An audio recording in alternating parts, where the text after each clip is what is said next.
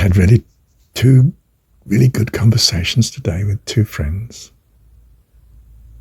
They're incredibly earnest in their spiritual life. One is, well, he makes the brethren look a bit watery.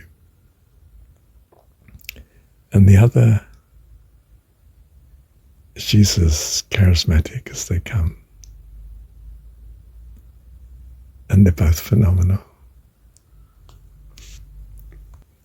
You see, God's children are not all alike by any means. They are fantastically different.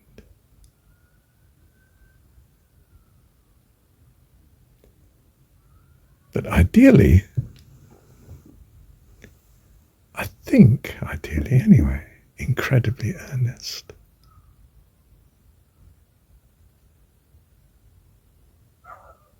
What's it to thine own self be true?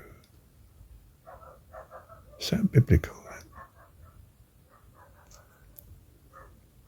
Integrity, you see. Without integrity, you can build nothing. You can't build anything with sand. Well, I mean, unless you melt it and gel it together, you know. Air, water, you know, it just doesn't hold together. You need structure, integrity. And that's why the fundamentalists, in the end, throw all reason to the wind and just grasp at laws and regulations and inflexibility of doctrine and so on, doctrine that can't change, you know.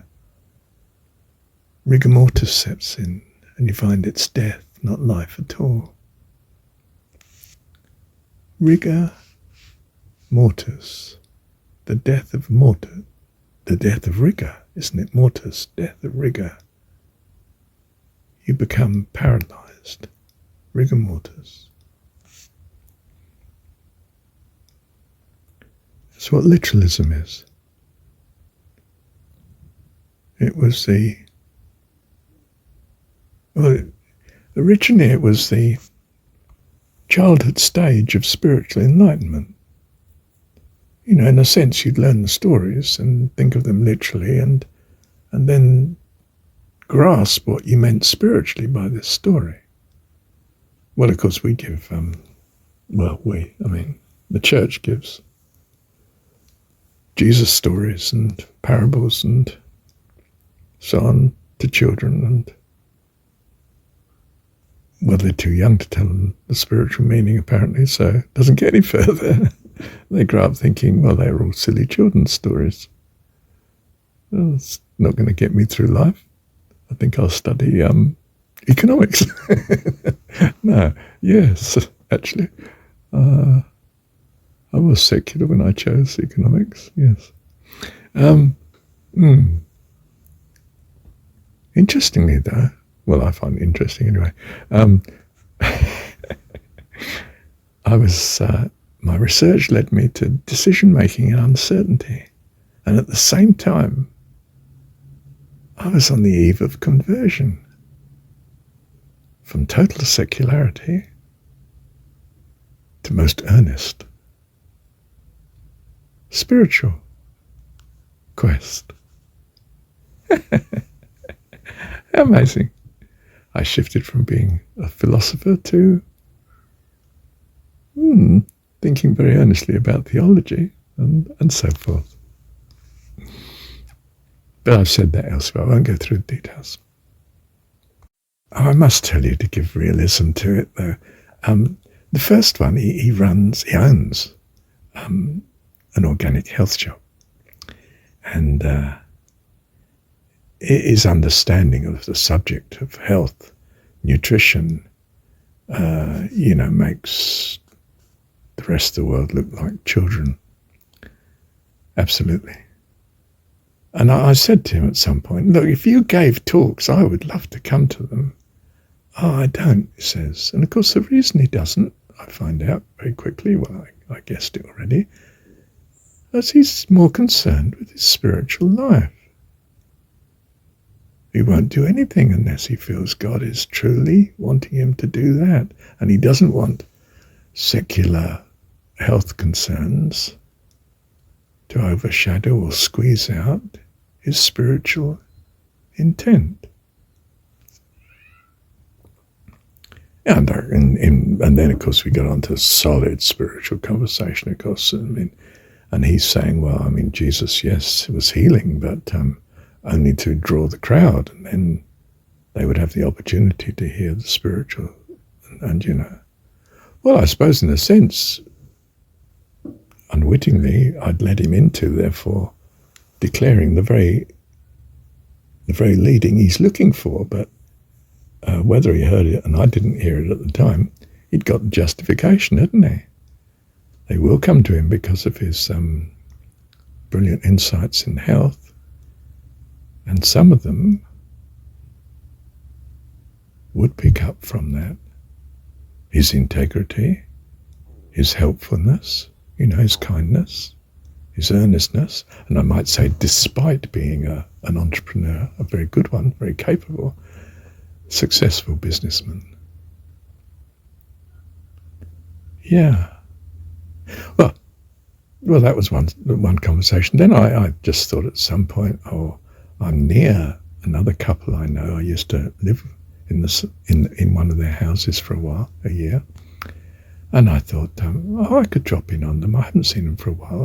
I won't be too imposing, hopefully. And they may not even be in, of course, but, And they were, and we had a lovely conversation.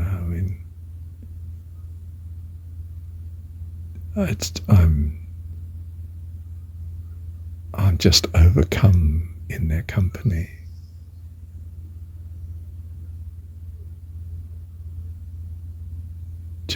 I just am.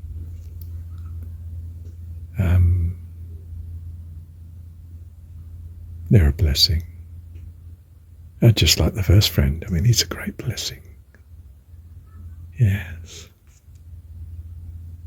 And they're as different as chalk and cheese. I sort of think to myself, what would happen if these came together? I'm not sure as they'd appreciate each other. Oh, but my goodness, they should.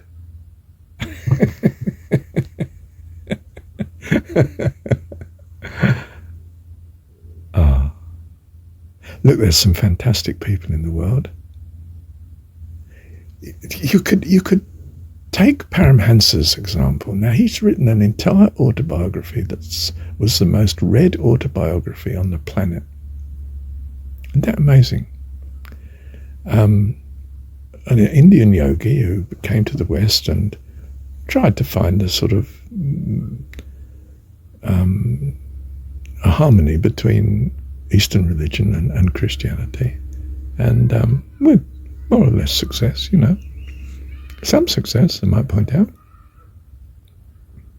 But his autobiography is in large measure just an account of the amazing people he knew in his life, whom he deliberately sought out.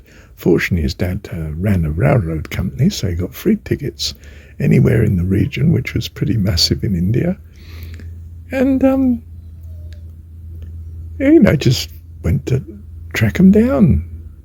Any great miracle man, yogi, fakir, or sadhu, or, you'd go and see them, talk to them, get an interview. And it transformed his life. The people he met, including, of course, coming across his guru, his teacher, as he saw it. We're not talking about Christian background here, we're talking about Hindu, aren't we, you see?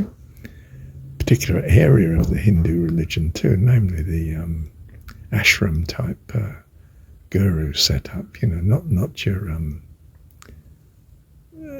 your principal temples and so on, churches, you'd say, in Christian religion, Yes. Yes, the point. Good company again. Track down good company and don't let it slip through your fingers. Keep with them. Go back, visit them, follow them up. They're such a blessing to you. And you give them encouragement because you find them such a blessing, and your whole manner is thankful to them. You appreciate them. Greatest desire in human nature seems to be appreciated. So important to say thank you to people, isn't it? To point out to them what you value in them. Encouragement, incredible encouragement, isn't it? I mean, people say to me sometimes, "Oh yes, I've already got your card." I say, "Oh, do you listen?" "Yes, I follow." I think, wow. Oh, I'm so pleased. Oh, I'm so pleased. It makes my day. It doesn't happen often enough. From my childish, narrow point of view. Thank you, Heavenly Dad.